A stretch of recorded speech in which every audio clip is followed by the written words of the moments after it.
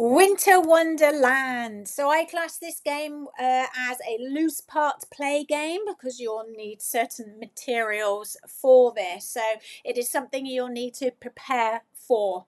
And the reason for this is because you'll need a variation of materials or props, equipment, toys for the children of the swimmers to create something with. So some type of examples I've given here is cut up noodles lengthwise, cut up noodles into discs. You can have sensory scarves, cones. You can got the pointed cones or flat cones of PE cones, different balls. So you can have sensory balls, light up balls, ping pong balls, ball pit balls, pom-poms, big, small, different colors, different floats you may have, dive sticks, hoops, anything that dives down, anything that you have, poly spots, and the list is endless. So it just depends on what you have in your cupboard. So the swimmers are in twos, so they're in pairs, but work this variation accordingly to your group that you have.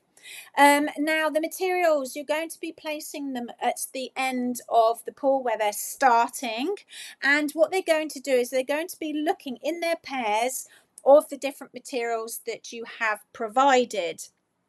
And they are going to be making either reindeers, elves, Christmas trees, snowmen, anything that they can think of that's relative to winter and the Wonderland. And they're going to be thinking about what equipment that you have that they can then take down and start creating. They can only take one item at a time, so they're going to have to deliberate and talk to each other of who's going to start what, to bear in mind what they're creating. And they're going to be taking in turns, of course, to go down and come back.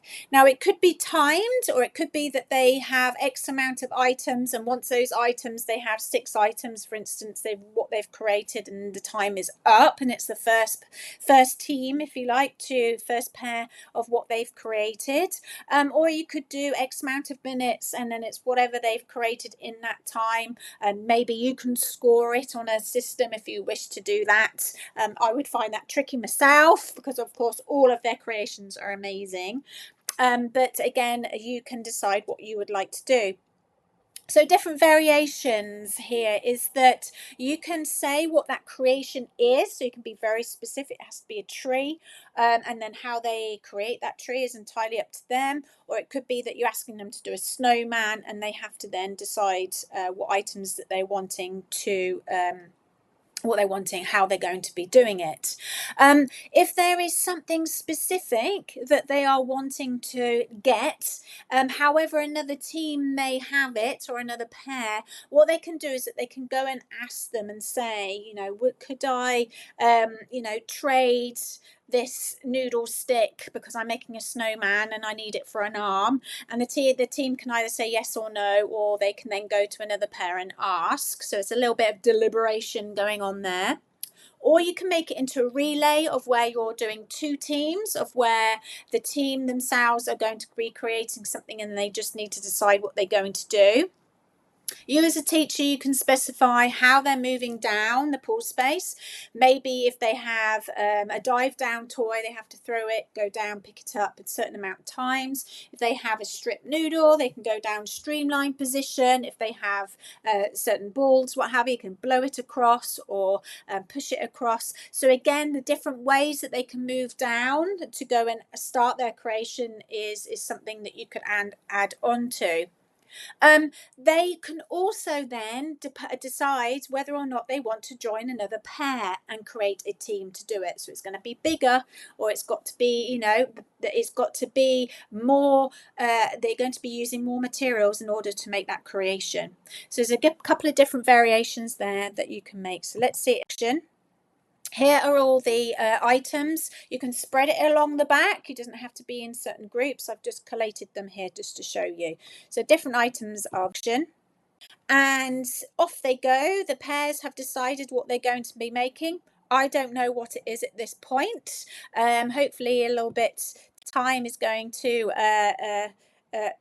we'll end up seeing and unveiling what they're going to be making. So the next pair is going to be going down, and it's going to keep going until they have made their creation. Now, like I said, they can go to the next team because they may need another noodle, for instance, and they've got it down their end and they've taken it, and they're going to ask them if they could do it because there looks like they might be making a little bit of a tree there, and so forth. So it keeps going back and forth until the end of their creation. Here it is. Beautiful creations that they've made. There's some trees and snowmans there that they have done, and really lovely. So it's just such a lovely creative game to use. It's fun. It's a lot of deliberation going on, a lot of chatting with their pairs of what they're going to do. It can be a little bit more competitive if they want to. Decision making, problem solving, so many different things are going on here, as well as their swimming skills. So such a fabulous game, and hope you enjoy it. Let me know how it goes, and most importantly, have a ton of fun. Let me know how it goes. Swim Squad membership is going to be starting another cohort in 2025. I only open the doors every quarter. So we're opening this month in December, all of December, ready to start in January. And what a perfect time to start the year off with a big bang, in the sense of loads of information that is already on the membership. We've been going for 4 months already, so you've got 4 months of content to be able to even go through already. Every month there's brand new swim study topics that we talk about, that I go on, and we do a little bit of a workshop or masterclass, if you like. Each month is different. A guest speaker that's relative to that swim topic comes on. I have such amazing news in the fact that my favourite person, one of my most favourite people, Jill Connell, will be joining us next year for a chat about what was used to be called, well, I guess the buzzword's called risky play, but I call it exploratory or adventurous play, and she has her own way of thinking with regards to that, but that's what we're going to talk about. So I just wanted to give you a sneak peek. However, January, I have the amazing Mike Jones, who has recently come out with a book, and he is making an absolute storm in the business world of ensuring that people are happy and feeling happy and thinking for themselves too, knowing that we work such long hours as swimming teachers. So he's going to come on and talk too. But January is going to be all about planning, as well as to how you can make the most out of the time that you have for planning. And then we're going to have 2 amazing ladies that are going to be talking about sensational, sort of sensorial approach to life in general, but we're going to be talking about it swim-wise too.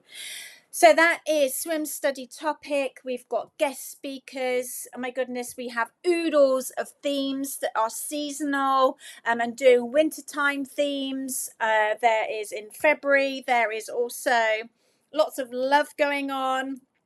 And I'm going to be doing a Dr. Seuss theme as well. March is going to be all about springtime and lots of lovely things as well. So next quarter is going to be really great with regards to the themes. There are so many different songs that I add there, loads of activities in each different theme that I do. There are games in there as well that you can adapt for the younger ones and older ones, depending on the ability. You'll also have, which is separate, is the higher stage games as well, similar to what you're watching now. And it gives you some quick games, but then they make such a massive impact in your lessons because it's fun, but they are learning so much more. You're having such an enriched program when you do these types of games as well. So I would love for you to join the The website is on here for you to go on and check out even more information. There's resources on there that you can print off and use. You have access to every quarter. You have part of the membership is a one-to-one with myself for an hour where we could talk about whatever you want to talk about with regards to your lessons, to business, anything that you would find useful for yourself. I am here for you, so make sure you make the most of that. And it's just really lovely to have a community together of like-minded teachers that are able to, really lean on each other and give each other a bit of a pickup and a boost, because we know that in this sort of purposeful, playful world, it can be quite tricky. So therefore, that's why coming together is going to be really lovely. So I'd love to see you there in January. Let me know if you have any questions, and I'll see you in 2025.